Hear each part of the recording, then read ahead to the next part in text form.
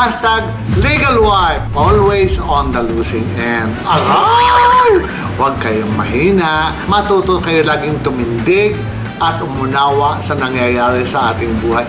Bakit nga ba nasa losing end ang mga legal wife? Madalas niloloko na sila ng asawa nila, hindi lang sila kumikibo. Makikita na lang nila kanilang asawa, may kasama ng iba. Bakit ang mga wife ay hindi dapat pabigla-bigla? Kasi po ang mga lalaki, kahit sila na ang may kasalanan, hindi aamin yan. Kahit mahuli yung nakapatong yan, hindi pa rin yan aaminin. So again, huwag kayong magnanana, huwag kayong magsasalita ng pangit dahil lalo nyong itinataboy ang inyong asawa palayo.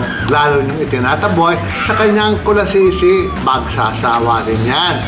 Bakit unti-unti? Dahil ang mga lalaki, itsuserong palaka. Sila na nanloko sa asawa, sila pa yung matapang. Ayan na mga kagandahan. Huwag niyong kalilimutan mag-subscribe sa YouTube at follow me on Facebook dahil napakarami nating chikahan. Dito lamang sa Usapang Parlo.